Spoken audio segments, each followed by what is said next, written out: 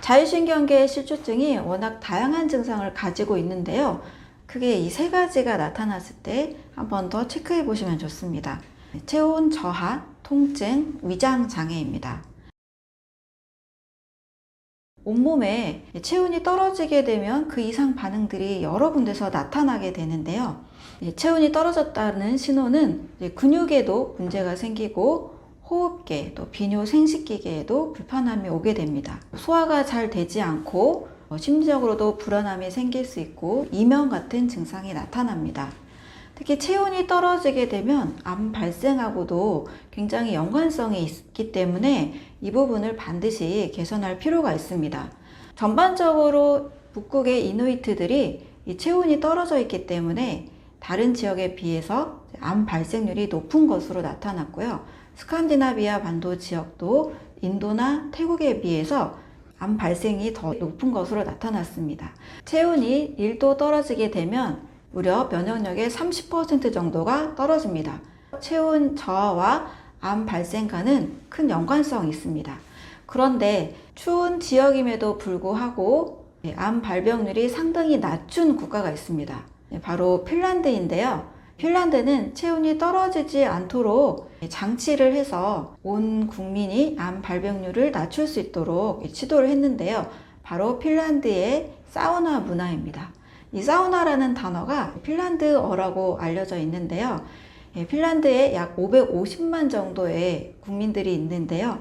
무려 사우나 개수가 330만 개 정도가 있다고 합니다. 거의 곳곳에 이 사우나 문화를 만들 수가 있는 거죠. 이렇게 해서 추운 지역에서 발생할 수 있는 체온 저하로 인한 많은 문제점들을 해결해 가고 있습니다. 또 더불어서 이 사우나 문화가 사람들과의 교류나 인간관계 여러 부분에 있어서도 상당히 좋은 반응들을 얻고 있다고 합니다.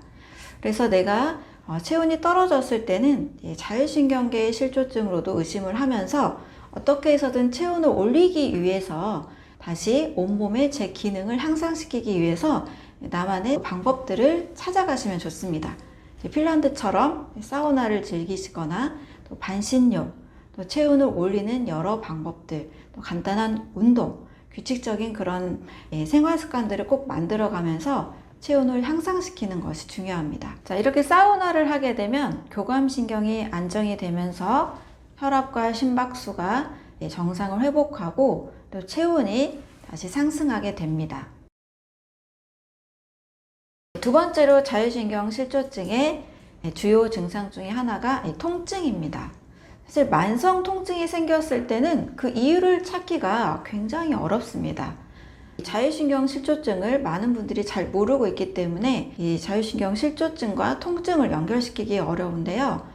이유 없는 통증이 오래 지속될 때 자율신경과 함께 의심해 볼 필요가 있습니다. 특히 복합부위 통증 증후군이라는 CRPS라는 증상이 있는데요. 이 증상은 피부에 바람이 스치기만 해도 칼로 베이는 듯한 통증이 있다고 하는 굉장히 심각한 통증이 있는 것으로 알려져 있습니다. 자, 이러한 통증이 있을 때에도 자율신경 실조증과 함께 연관지어서 확인을 해보시고 이에 관련된 치료를 꼭 받아야 될 필요가 있습니다. 또 3차 신경통이라는 게 있는데요. 뇌신경의 5번째 신경인 3차 신경에서 유래합니다. 그런데 뇌신경 유래이지만 자율신경 실조증과 함께 나타나는 경우들이 있습니다. 안면 통증으로 많이 알고 있기도 한데요. 이 3차 신경은 눈신경, 위턱신경, 아래턱신경 이렇게 우리 얼굴에 세 부위로 통증이 오게 되는데요. 3차 신경통을 잘 알지 못해서 적절한 치료를 받지 못하고 굉장히 고통을 호소하시는 분들이 계십니다. 자율신경 실조증과 또 뇌신경 가지인 3차 신경통도 같이 한번 확인해 보시면 좋습니다. 네, 세 번째 자율신경 실조증의 가장 흔한 증상으로 위장장애가 있습니다. 소화불량이나 변비, 설사 이런 증상이 있을 때 대부분 내과적 질환으로만 생각하기 쉬운데요. 약 20% 정도는 자율신경 실조로 인한 위장장애로도 의심해 볼 수가 있습니다. 병원의 검사로 잘 알 수 없는 통증이나 소화장애, 또 체온 저하에 여러 문제가 있을 때는 자율신경 실조증을 의심해보고 또 이에 대한 해결책을 찾아보시는 게 좋습니다.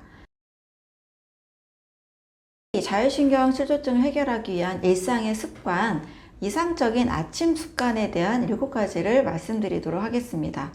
네, 첫 번째는 가장 실천하기 쉬운 방법인데요. 바로 이불 속에서 30분 동안 여유 시간을 갖는 겁니다. 대부분 아침에 굉장히 바쁘게 일어나서 허겁지겁 출근 준비나 학교 갈 준비를 하고 있잖아요. 그럴 경우에는 교감신경과 부교감신경에 불균형이 오기가 쉽습니다.